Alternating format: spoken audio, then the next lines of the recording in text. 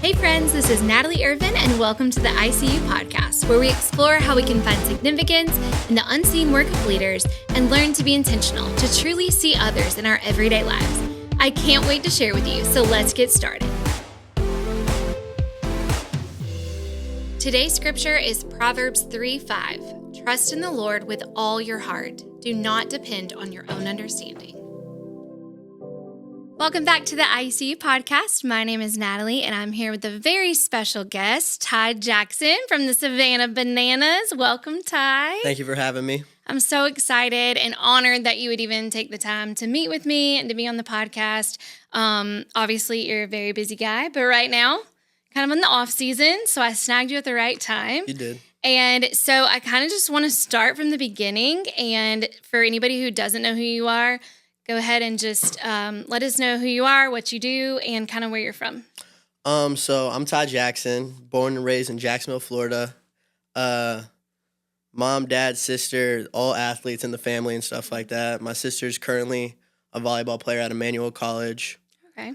Up there next to Athens. And yeah, she's a volleyball player. My mom likes to talk like she's the reason we got all these sports genetics. But mainly my dad, he grew up playing all the sports. Okay. My mom did play soccer, so I got to tip my cap to that. Yeah. Graduated class of 2020, so during COVID, stuff like that. Yeah. I got an offer to go play baseball at East Georgia State College, which is in Swainsboro, Georgia. Like near here. Okay. Yeah. And that's how I met someone here. So my lovely wife, Hillary Jackson, that's how I met her. Sweet. I met her there. But after my freshman year of baseball, I got offered to come play for the Savannah Bananas in the Summer Ball League, which is the Coastal Plain League. And I did that. I loved it. You know, I guess the fans loved me because they asked me to come back. That's and awesome. Then, yeah, I went back to East Georgia, played there for my sophomore season, and then played again for the Summer Coastal Plain League, Summer Savannah Bananas, stuff like that. That was the last summer the Savannah Bananas ever did for just college players. Okay. Then they moved to Banana Ball, which is currently now. And then after my junior college, I transferred to Florida A&M, played in Tallahassee. It's right next to FSU, which is, 2 hours from Jacksonville. And Florida State was my dream school, so it was right there, neck and neck or whatever. Got a major and got my degree in criminal justice. Okay. Just because I want to be a police officer, something... because I hate sitting still and stuff like that, Yeah. So I got to find something where I get my adrenaline flowing. You could definitely chase people. I can see that right now. Yeah. Yeah, chase bad guys. I could chase bad guys. So I went there for my junior and senior season, and I played there. And then in 2024, I got asked to come right back to the Savannah Bananas, and I've been there ever since the May of 24. So, yeah. Wow. Okay, so tell me the difference. You mentioned, the Summer League versus when they transitioned, I guess, to Banana Ball. Yeah. So what was the difference between those two? So the Summer League is the Coastal Plain League, and that's what they started with in 2016 all the way to 2022, which was they played regular baseball, but they had the antics of, the Nanas, our cheerleaders, and just, doing small antics in between innings and stuff like that. To now where it's full on during the game. So they did the summer ball, which you're playing dudes from other schools, and you're playing with dudes from other schools, and you're just playing for the one team over the summer. Gotcha. It's June and July and stuff like that. And then so you're playing with other random dudes and playing against another random dudes that are on a team. So it's more college based. Yeah, it's college based. Okay. Yeah, you have to be in college to play. And then now, we just travel the United States and play the different teams in our league, which is the Banana Ball Championship League, and it is a blast. It looks like a blast. I've actually never been to the game, I have to say. And it's not my fault. Okay, it's really hard to get tickets now. It is. Yeah. But also, we were on a cruise ship back in February, and these people got on the elevator, and they had on Savannah Banana jerseys. And I was like, oh, my gosh, are y'all from Savannah? You got Savannah Banana jerseys. And the lady's like, no, we're from New Jersey. And I was like, well, how do you know about the Savannah Bananas? Because, in my head, I hadn't, I've known about the Savannah Bananas. I knew about the Sand Gnats. I knew about, so it's in my head, it's not as big of a thing as it now has become. Yeah. And so at the time, I'm like, oh, okay. And she said, we watch all their TikTok videos. Have you been on TikTok? And I was like, oh my gosh, like, well, I need to get on TikTok. I mean, I'd seen certain things, but I just didn't realize how widespread it had actually become. And at that moment, I'm like, they're really taking off. And it kind of happened gradually, but almost like hit the internet overnight, I feel like. Was there anything that you can look back on and attribute, like, this is when it kind of spread like wildfire, or was it more gradual for y'all? I think, like, it was crazy because when I joined in 2021, like, I remember going to their Instagram and they had like 20K followers, and I'm like, yo, that's like a lot. And now they have like 4 million, which is crazy. But like, I think it was just like, it wasn't like an overnight thing. I think it's just they're consistent with posting and stuff like that. Like, they help us with that too and stuff like that.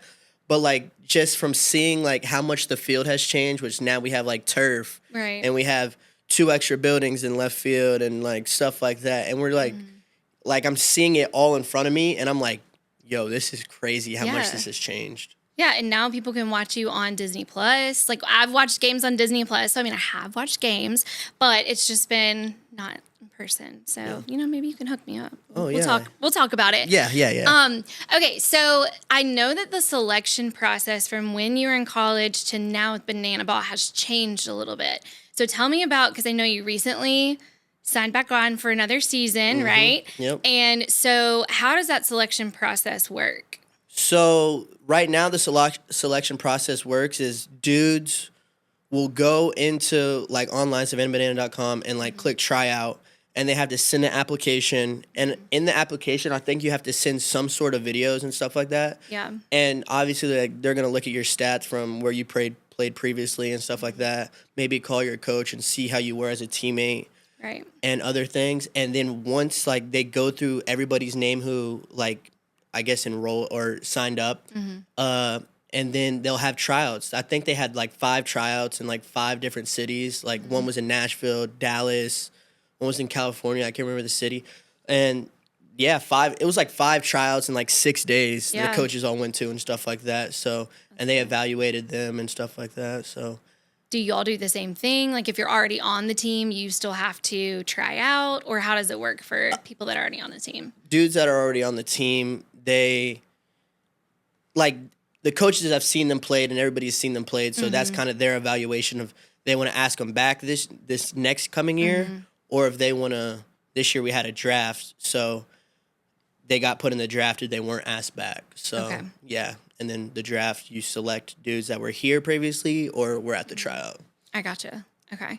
And that works the same with all of the Banana Ball franchises? Is that what you would call it? Is that how you say it? Like, because I know there's Party Animals and there's other, which I guess is not really in Banana Ball. No, it's all in Banana Ball. Because it's all under one owner, which is the owner's Jesse Cole. Yes. And he started the Savannah Bananas, and then he came up with the idea of the Party Animals. And after the Party Animals were the firefighters, tailgaters. And then this year, we added 2 new teams, which is the Indianapolis Clowns and the Loco Beach Coconuts. That's kind of fun. So 6 teams. I like the coconuts. That's cute. Yeah, so that's cool. So it kind of all is under the same umbrella, but it's just different teams in different places. So that y'all have people to play against. Yeah. So, but we all live in Savannah, so like we all know each other and stuff like that. So Savannah's like our hub. Yeah. Like, so, you know. That's awesome. So tell me about, I know that you've mentioned just like being able to be a team player, and I know y'all really feed off of one another during the game. So how does that work as far as just building the relationships, but then like being able to trust each other during a game setting? Yeah. So like I like to say it is we're together from January to October, and I'm like, we have to get comfortable with each other because for the next 10 months, that's all we're going to see. Like, even when we come home, we're home for like a day or 2, but your team is who you're spending most of the time with. So it's just hanging out 24/7. Like when we're on away trips, going to get dinner and stuff like that. You're literally getting dinner, waking up, going to breakfast, going to the field. Like you're literally doing everything together. Yeah. So over time, those dudes are like molded in to become like someone you trust or like a best friend and stuff like that. So yeah. Yeah. Who would you say your best friend is on the team? Danny Do-It-All Hosley. That's my boy. Shout out to Danny. Yeah, number 18, man. He's the GOAT, man. I love him to death. I really hope Danny listens. You think Danny will listen? If he knows you're on here, come on, Danny. The thing about Danny Share it, is, Danny. man, I don't even know if he knows he has a phone, so that's the problem with him. So he may not even know how to like actually access this, Yeah. but I hope he does. You have to share it with him. I will share it with him. Okay, good. Well, Danny, we love you. So as you're traveling, as you're going around with your teammates, your family, almost, any conflict that arises. I mean, it's a bunch of dudes. I just feel like if women, let's say it was, let's say you get a bunch of women together who are traveling from January to October together from sunup to sundown. I think that looks a little bit different than like guys doing that. You know, I can see a lot of, you know? I think once it hits like August, like the 8th month period, like dudes will butt heads, but like I think it's just because like they're so close. Like for example, like there's this dude on our team, Ryan Cox, number 6. Like he came at me for being too loud, and like I was like, what the heck, dude? Like blah blah blah blah blah. But this dude is like one of my closest friends. Yeah. Like I trust him with all my heart. And like he's older than me, so he's just trying to tell, like, he's not trying to control me, but trying to understand like how the room is, like it's quiet right now and stuff like that. Yeah. So I think it's just like, I don't know, and I feel like that conflict made us closer. Yeah. So I don't know, I appreciate him so much. So like I don't think there's like actual butting heads, like nobody's trying to fight, but I think there's like little things where dudes are just kind of like pissed off a little bit, and then they have to have a coming to reality of approach the person the right way, and they understand, and like grow together. So, right. Yeah. And I feel like, you know, like you said, some of the ones that are older are really just trying to like train y'all up in, you know, keep you accountable for things and stuff that you maybe don't realize, you know, they're trying to show you that. And so I think that's cool that you can take that and know that that's intended to help you grow, but also because the relationship is there, like you said. So if the relationship's not there, it's a lot harder to provide that advice, you know, whereas if you trust each other, like that makes a huge difference. So when y'all are on tour and you're going around to these different stadiums, tell me about what like a normal day would look like. I can give you a normal weekend. Okay, that's give better. me a normal weekend. Yeah. All right. So Wednesday, we get on the plane. We're traveling to that city. So Wednesday, we'll get on the plane, go to that city. We'll usually get to the city around between 3 and 5. 3 and 5, I like to land and then go like work out or move my body around, something like that, and then go get a good dinner. Yeah. And then Thursday is our rehearsal day. Okay. Which we show up to the field at 9 a.m. and go over all the stuff we're doing that weekend, rehearse it. And then after we rehearse it, we go into baseball play, which we're catching, throwing, taking ground balls, catching pop flies, hitting and stuff like that. And then after that, we'll usually end around 2, 3, somewhere around there. You have the rest of the day to yourself. You can do whatever. Yeah. And then Friday comes, and then Friday and Saturday are the big days. Friday, we're showing up at 9 a.m. Yeah. A rehearsal kind of like what we're doing that day instead of the whole weekend, what we're doing that day. And then we go into the BP. And then after BP, it's 12:30. And 12:30 to 2, we have a little bit of downtime. And 2 o'clock, we have this thing called rope drop where we open up the gates and people are allowed not into the stadium, but into the concourse. Okay. And we go out there and sign for 30 minutes. That's cool. And then after that 30 minutes, we come back in. We have another 30 minutes to wind down and chill. And then 3:30 is VIB, which people get early access entry. And we sign on the field and stuff like that. It's like 100 to 150 people, yeah. So you get to have that 30 minutes to 45 minutes to build connections with fans and stuff like that. And then 4:15 or 4:25, it's usually we do our march where we go around the concourse and march between every fan lined up and stuff like that. And we get up on the stage and do Hey Baby and then open the gates. Classic. Yeah. And then 5 to 6 is like the last downtime we have. And then 7 to 9 is the game. And then you usually don't get out of there till like 11. Yeah. It's a and long day. That's 2 days back to back. So It's a really long day. Yeah. Oh, and then Sundays, just like sometimes we have an extra day just in case it gets rained out, and then we travel back Monday, and then Tuesday home, and then Wednesday all over again. Yeah. Whew. Yeah, That's a lot. that's a lot. One of the things I learned in college, I was doing some orientation stuff. So when kids came in, I was helping kind of like lead them through what their experience was going to be like at Georgia Southern. Obviously, a much smaller scale, but one of the things my boss told me was you need to treat every time like it's the first time, because it's the first time for those students and those parents coming in, even though it's my, ninth time and I'm exhausted and I've been doing this and I'm tired. How do you feel like you keep your energy up? I think it's just going to the fact like how it's so hard to get tickets, and it's someone. It's I always say it's someone's first game. It's someone's first game, and like we're also playing the game that we love. I mean, we call it banana ball, but we've been playing baseball for our whole lives. Yeah. And, like it's an opportunity to continue to play it, and we're like you can't take it for granted. Absolutely. So, if it's a little kid's first game in the stands, if it's a old man or old woman's first game in the stands, like trying to have that impact on them to where they're like, we got to go back. Absolutely. We got to go back. So yeah. Yeah, and you never know like how far your platform's going to reach. I think one of the things I admire so much about Savannah Bananas as a whole, or Banana Ball as a whole, is there is a faith-based component to what y'all do, and unashamedly, there's been people on your team who have specifically gone out and like led worship before a game, and there's people who I feel like y'all are allowed to be who you are, and that's not always the case when you're in a public platform. And so how do you feel like you stay true to your values, who you are? Do you think that you're supported like that? And so it's easier, or kind of where do you stand on all that? So I think that's a great question. I think it's just building. Yo, my bad. I don't know if it slid down or. Oh, no, it's okay. You're good. Okay. But yeah. So I think it's just building the community. Like, shout out Rack. He Robert Anthony Cruz. He's the one who started our Bible study, and Bill Leroy. Them two. Andy Archer. It was like a handful of people that started the Bible study. Yeah. And then I think it's just growing with those group of guys and being able to be comfortable in your faith and sharing the testimony.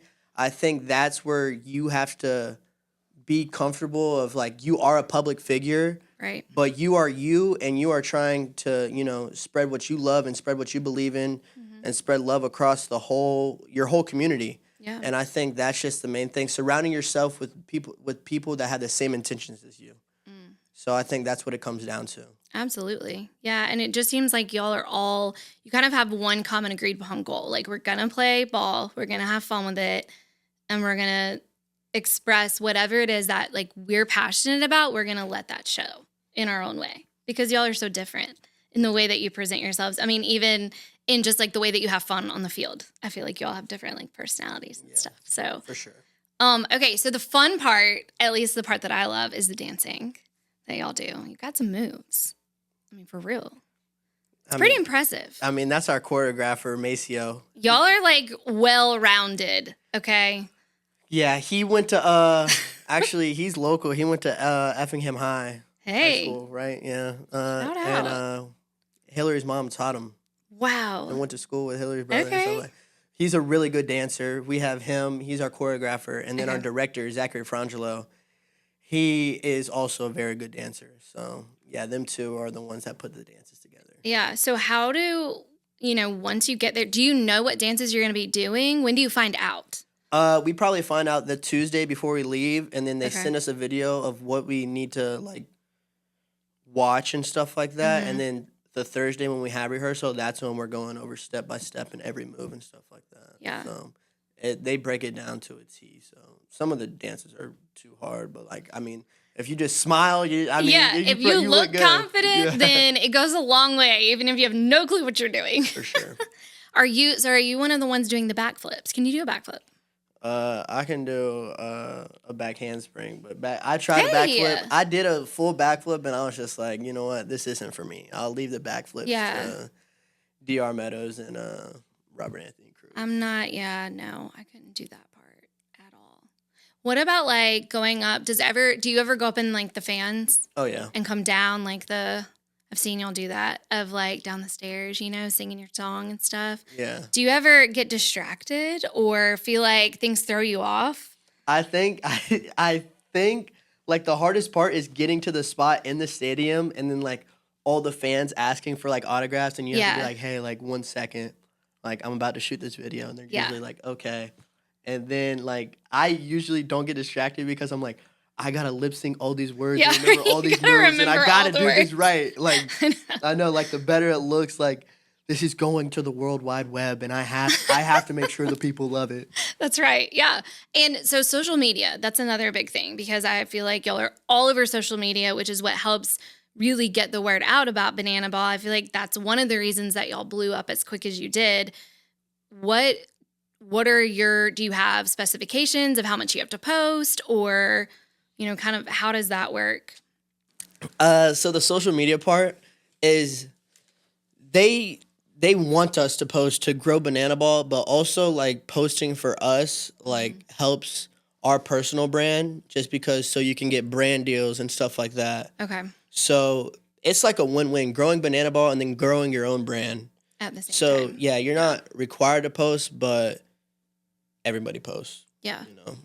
Well, and it's fun to see Yeah. what you guys are doing. Like one of the ones I remember watching was when y'all went to Anaheim and went to Disneyland. Oh yeah, that was fun. Oh man, those videos were hilarious. Like of y'all on the rides and stuff like that. There was a lot of different guys posting, and it just looked like so much fun. Like y'all are just living it up. Yeah. With all these fans around. That was fun. I think we're going back to Disney. I'm not 100% sure on that, but I think it's just because people like when people post, they have their own thing or own twist to it and stuff like that. Like different types of content. Like Jackson Olsen does food reviews and like I post funny stuff and then Rack posts videos of him talking over and coaching kids. Yeah. And I think it's just all like different sorts of like we all are trying to grow our brand, but we all help each other out, which is very good. Yeah. And speaking of coaching other kids, like Savannah Bananas does a lot of outreach. And y'all are so generous with your time, with your finances. Tell me a little bit about like community outreach that you do throughout the year.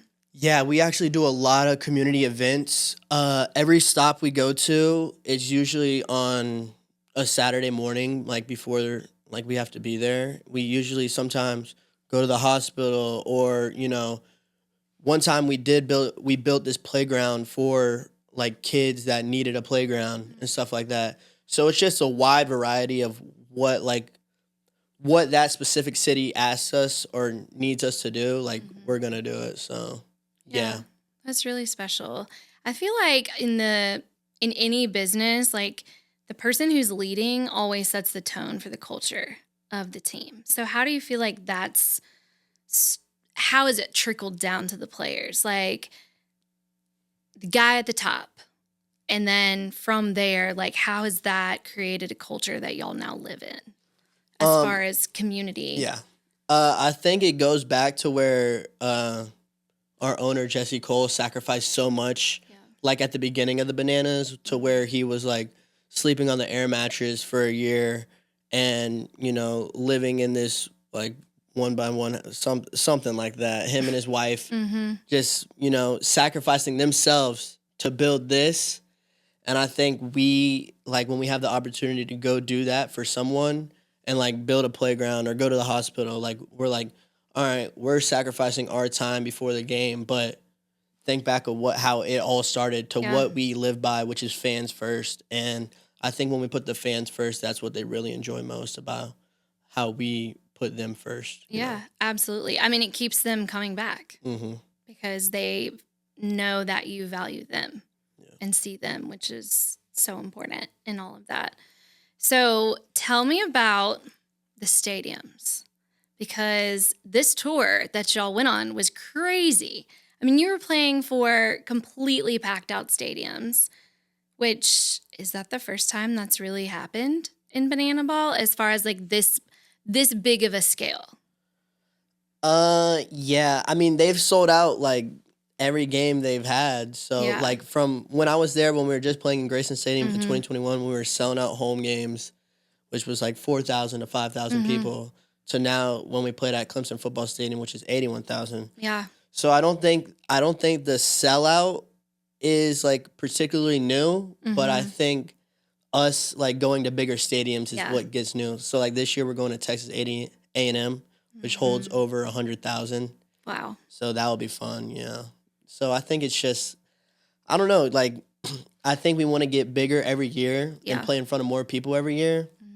And like selling out is like awesome and stuff like that, but like I don't know, it's just when you first step on the field, that's what blows your mind, and then you're like, all right, like someone's first game.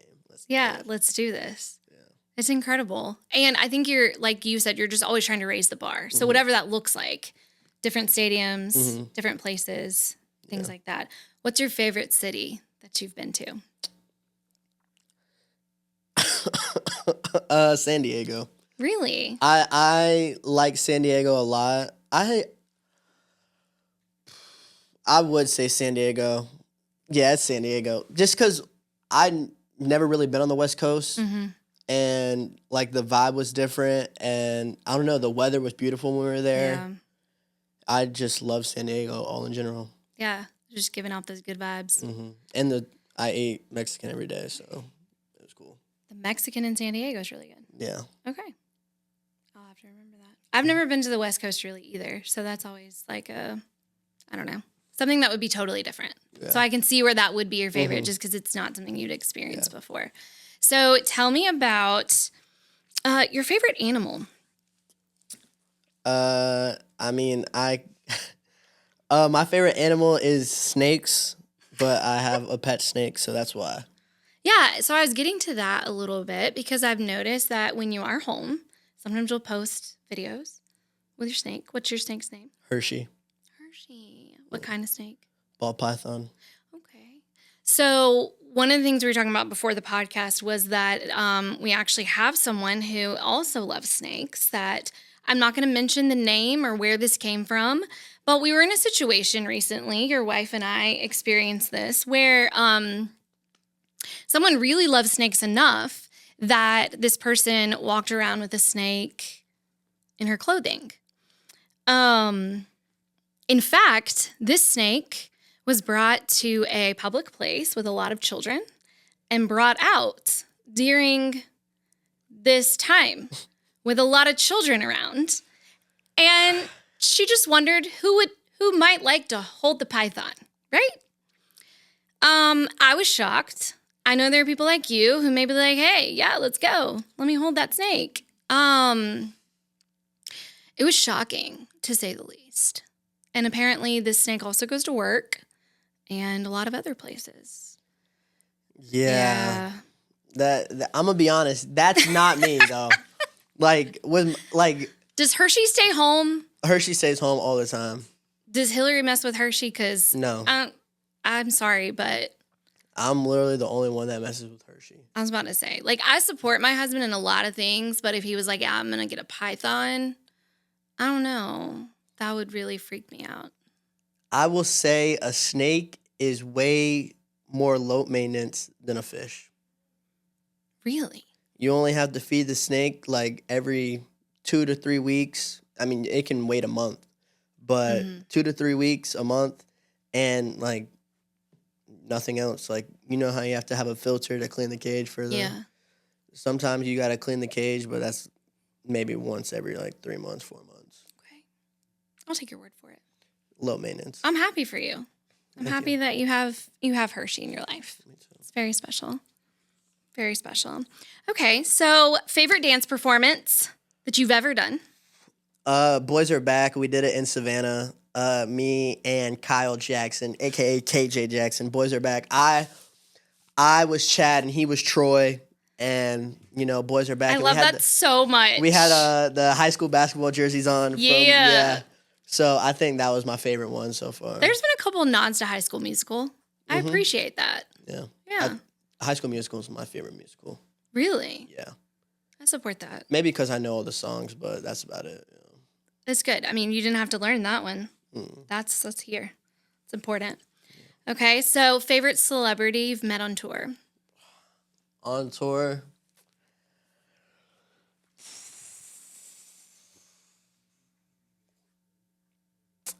I don't know. I gotta say Travis Hunter, football player, and well, he was the number 2 overall pick this year, and he plays for the Jacksonville Jaguars, where I'm from. So I just like how he carries himself, and I like that he's an athlete. So Yeah.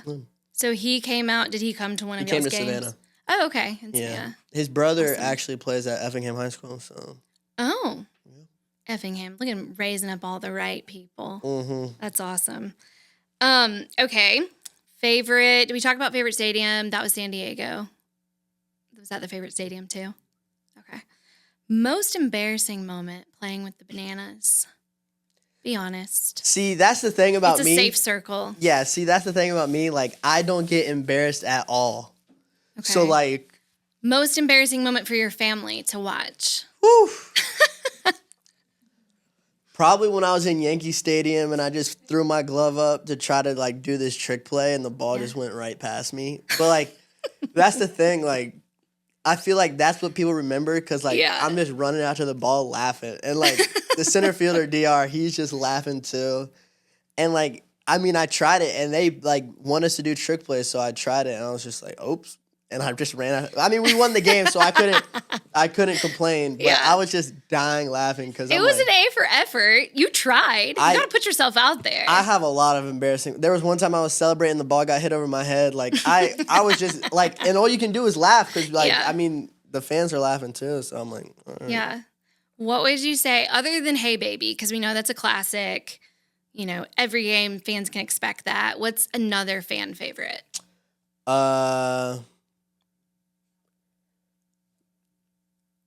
I think, what's it called? It's like the first baby, or not, it's not called the first baby, but, it's called the Banana Baby. Banana Baby. Yeah. So it's like, not a newborn, but like a baby that's 5 to 6, 7 months old. Mm-hmm. And it's dressed in a Bananas little onesie, and like usually the baby's like asleep. Mm-hmm. And then one of the parents come, and we're all surrounding the mound, and we're just, like, it's Lion King in the background, and we're just, and the parents are holding it up. I think that's what the fans love, too. And then the person on the mic's usually like, the baby will never remember this moment for the rest of their lives. And then, like, the fans interact and laugh and stuff like that. So I think so true. I love that, though. Yeah. But then they can always, like, say, one time I was the Simba of the banana ball. That's great. I love that. Yeah. Okay, so a couple more questions. One of the things I was thinking about, John and I recently went to see Nate Bargatze, comedian, and, he has been doing comedy for probably 20 years, right? And when he first started, he was just playing in random places or doing shows in different places, not really super popular. Nobody really knew who he was except for people that knew him locally. And he was saying, after, I guess it was like SNL, and he hosted the Emmys and hosted all these different things, and all of a sudden he's the world's most famous comedian, right? And everybody knows who he is. So he was just saying that the transition from nobody really knows me to every single household knows my name was really mind-blowing to him, and like kind of turned his life upside down, and his family too. So as far as Banana Ball, with the popularity that has just exploded over this last year doing the stadium tour, what do you feel like that's done for you as far as just your mindset on everything? I mean, I love it, but there's also pros and cons to it. Like, I don't know, like, so, like, obviously, like, now that I go places, like, when I'm at, like, a Georgia Southern football game or basketball game, people, like, will come up to me and ask for a picture and stuff like that. Mm-hmm. I'm like, oh, that's sweet. But then there's also people on social media that will DM you, like, weird stuff and stuff like that. So recently I made, like, another, like, close friend story to post, like, my family and friends on, just so, like, they can keep up to date with my family and friends and wife and stuff like that. So I'm like, all right, I'm going to post my personal life on this, and then I'll post, like, work life on my main stuff. So I think it's just trying to find, like, like a happy medium of, like, where you can keep having an influence on your fans and then having an influence on your personal life, Yeah, that makes a balance. Sense. Yeah, just trying to keep both of those worlds Yeah. separate in a sense. But yeah, no, that makes sense. Okay, so in the next 5 years, where do you see yourself? I'm 24.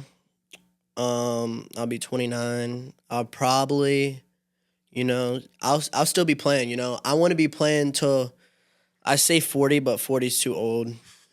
Maybe it's not. If I keep my body right and not get sore, but I'll still be playing.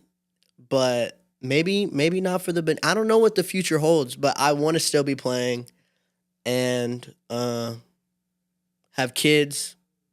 Be in our house eventually. Probably, hopefully this year. If that ever happens. But yeah, I know. I'm just go on with life and just enjoy what I have. Like.